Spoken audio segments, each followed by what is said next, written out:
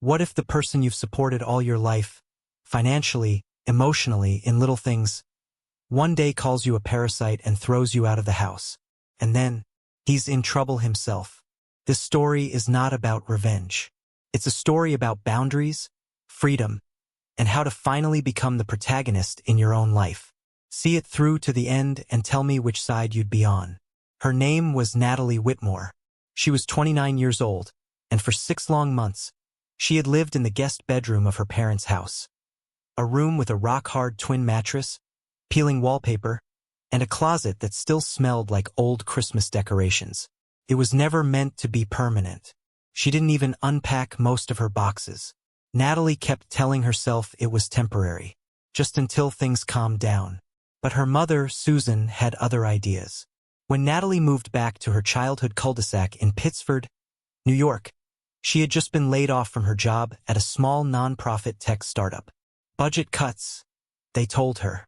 She had spent 3 years helping community centers digitize their services, scheduling appointments, setting up online access for seniors, helping veterans navigate government websites. She was proud of her work. But when the funding dried up, so did her role. She applied everywhere: remote gigs, temporary contracts, even jobs far below her qualifications. She picked up freelance projects here and there, mostly website design and tech support for local businesses, but the competition was brutal. Her savings dwindled faster than she expected, and rent in upstate New York wasn't getting any cheaper. So she packed up everything she could fit into her beat-up Ford Fiesta and drove back to the dead-end street she thought she had left behind for good. Her father, Harold, greeted her like she was a surprise overnight guest. Polite, distant, a quick pat on the back. Susan forced a smile and handed her a to-do list. The thermostat was broken again, the printer jammed every 3rd page, and the Wi-Fi mysteriously shut off every night at exactly 8 p.m. Natalie didn't complain. She updated their email filters, installed antivirus, reorganized Susan's budgeting app, and tightened their online banking security. She even flagged a fraudulent charge on her dad's account before he noticed it. No one asked.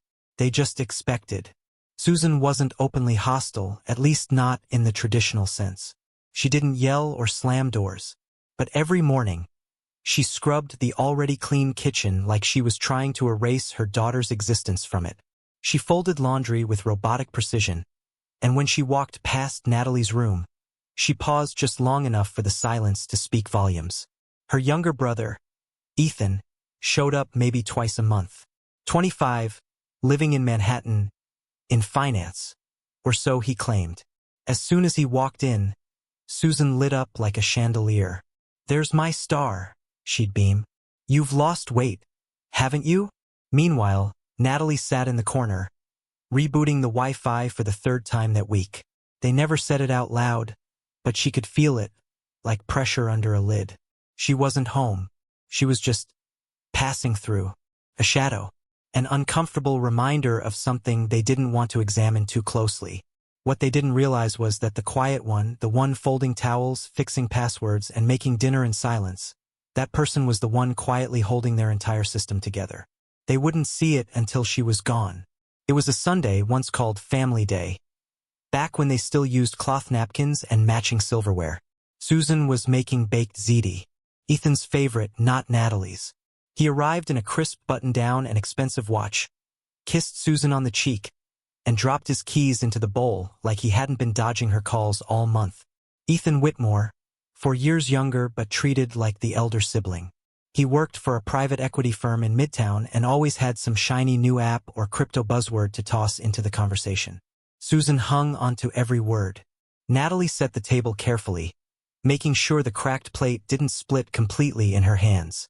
She sat down just as Ethan shot her a glance like she had wandered in uninvited. Dinner began as usual. Susan asked about Ethan's job. Ethan acted humble.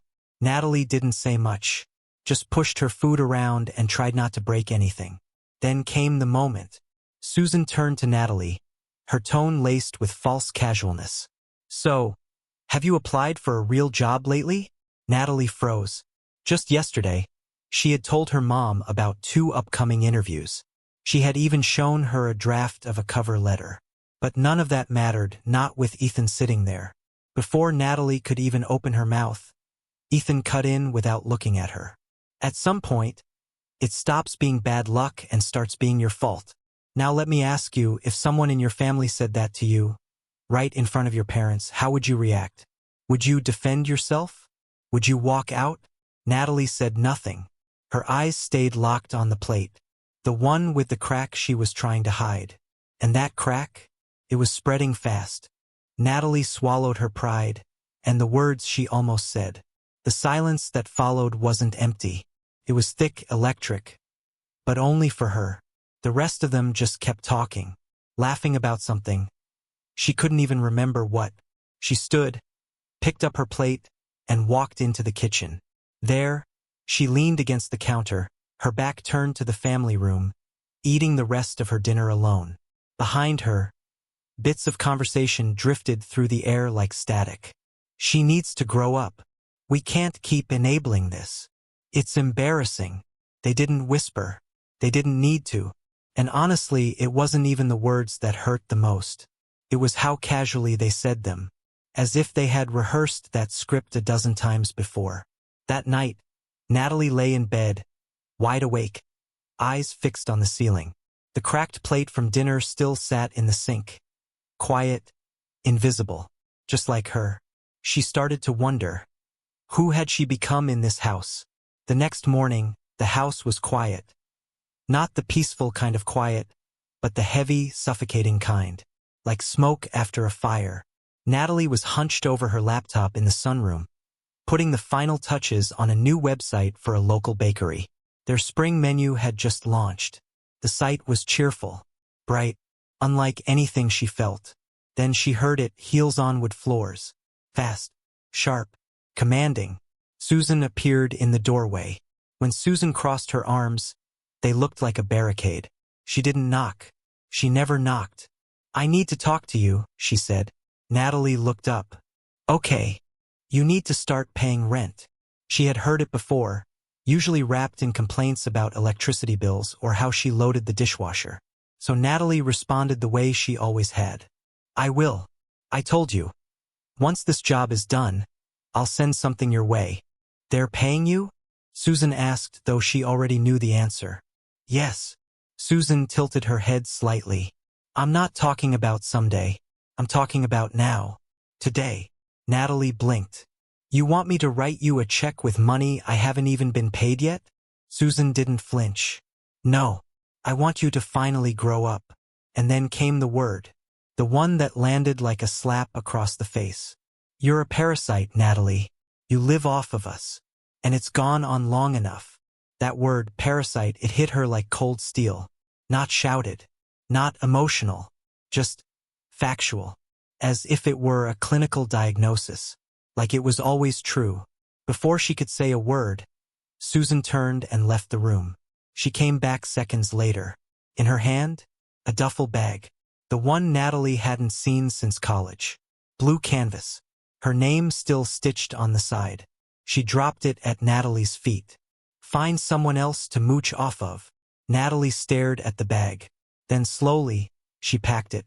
Laptop, charger, toothbrush. No scene. No yelling. No big goodbye. When she walked out the front door, the sky was far too blue for what had just happened. The driveway too clean. The whole world too calm. She didn't say goodbye. And no one came after her. No one watched from the window. No one asked where she would go. But as she walked toward her car, one thought kept echoing. She wasn't just kicked out. She had been erased. And none of them seemed to care what would happen to her next. They should have. She had no plan. Just that duffel, a laptop, and a tight knot in her chest that had no name. That first night, she crashed on the pull-out couch at Lucas's place. An old college friend who still called her Whitmore, like they were stuck in a group project from freshman year. He handed her clean socks and didn't ask questions. No pity. No speeches. Just space to breathe. A few days later, she moved into the guest room at Ava's place. Her ex. One of those people who brews tea first and asks questions later. They hadn't spoken in months. But when Natalie texted, Ava's reply was just one word. "Come." That week felt like she was drifting between the lives she used to live. Ava worked late nights at a nonprofit clinic, so the apartment was often quiet. Natalie filled that quiet with freelance gigs, websites, repairs, anything she could get her hands on. It wasn't glamorous, but it was hers.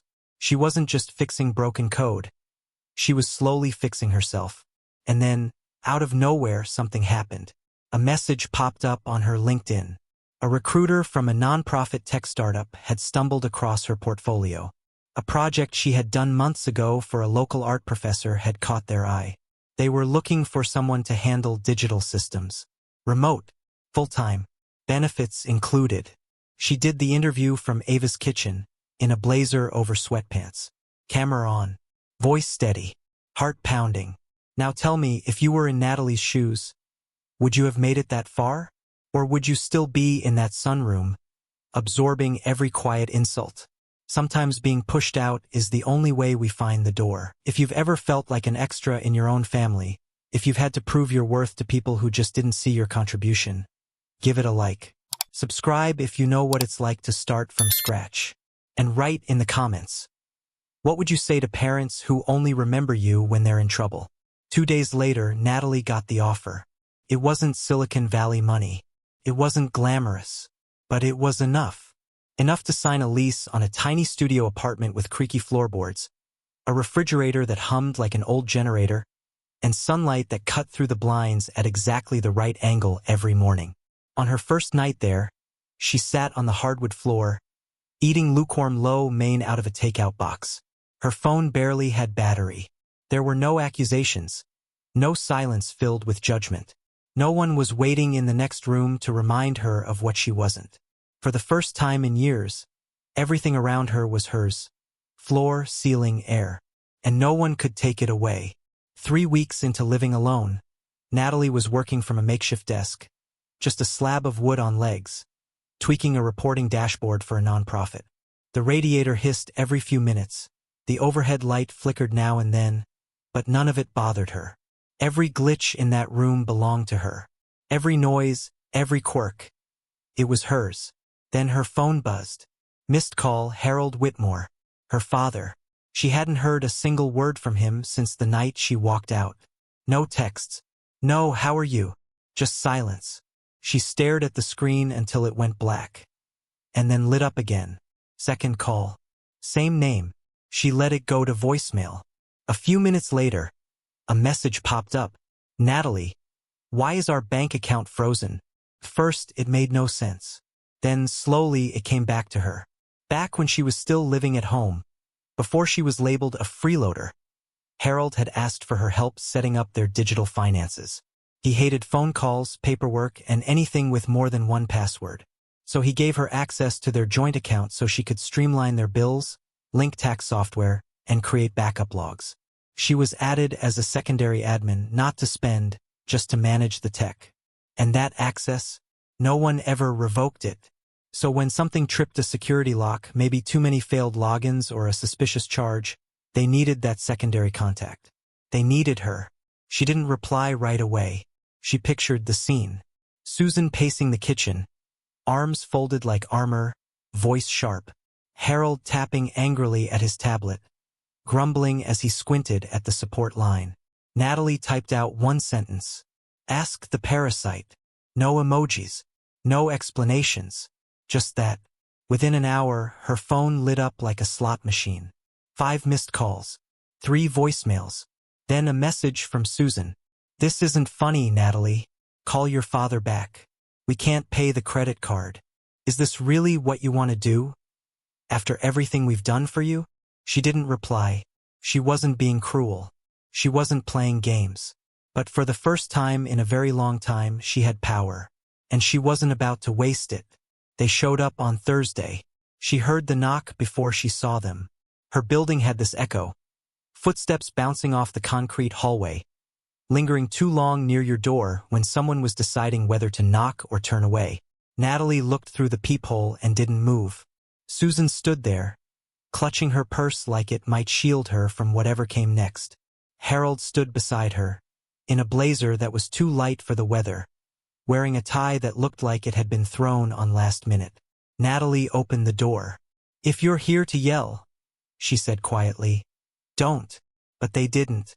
They stepped inside without a word. They looked around like tourists in someone else's life, one they never thought she'd actually build. The place was small, yes, but it was clean. It was hers. "Now let me ask you something. If your parents barged into your life only when they needed you, how would you handle it? Would you help? Would you shut the door? Or would you finally say what they never let you say before?" Morning sunlight spilled across her desk, hitting a messy stack of documents like a spotlight. For a moment, no one said anything. Then Susan cleared her throat. Her voice was softer than Natalie remembered. "We need your help." 3 weeks ago, she had called Natalie a leech and tossed her bag at her feet. Now here she was, standing in Natalie's space, careful not to touch anything. Harold tried to explain. Something about the bank, taxes, how Ethan had tried to help and only made things worse. Natalie had known. She'd seen the warning signs. "We missed a mortgage payment," Susan added quietly. "Now we're getting late fees." Natalie looked at her. She didn't look angry, just tired. "That sounds awful," Natalie said evenly. "You must feel pretty stuck." Susan nodded. Then, barely audible, "I'm sorry." No excuses. No long explanations. Just those 2 words. Harold echoed them. Slower. "We didn't realize how much you actually did." And Natalie believed them partly. Maybe they didn't want to realize. That was the difference. They asked if she would come back, reset the systems, fix everything. They promised to pay her this time. Said things would be different. Natalie shook her head. "I'll help," she said. "But I'm not coming back." And she meant it. They spent 2 hours huddled at her desk.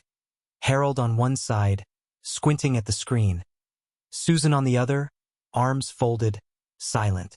Natalie guided them through every step.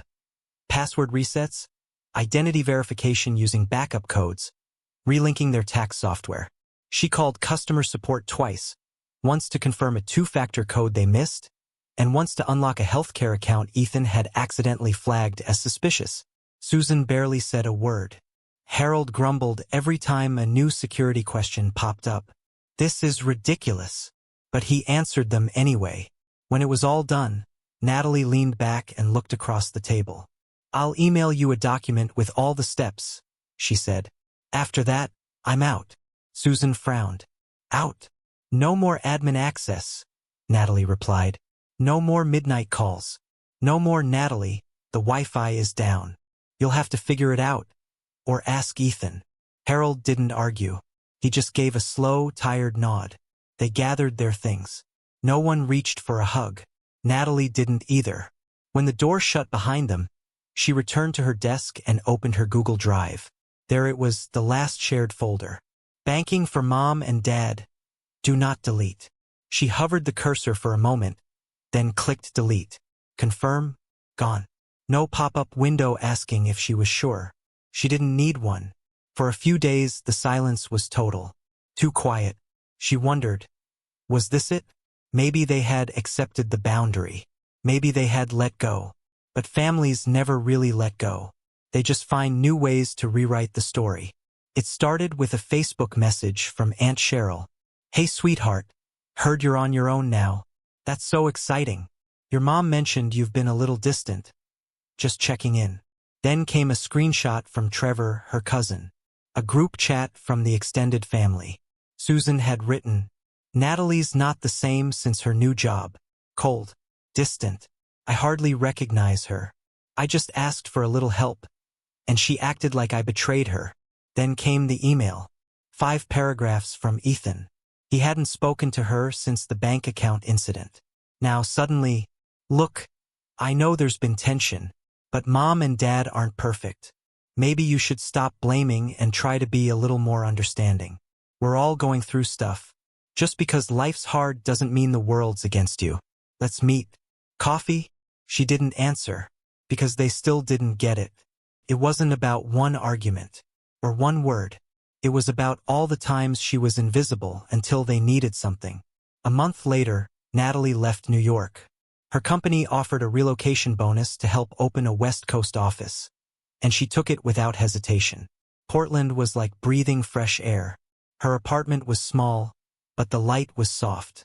No one in the building knew her last name. She joined a local tech meetup, made a few friends. Once a week, she volunteered at a senior center, teaching folks how to use email, online banking, set up two-factor authentication. One afternoon, she sat beside a woman named Marlene, helping her reset a Medicare password. Marlene chuckled quietly, embarrassed. "You're so patient." Natalie smiled. "Patience is the only thing I've ever had."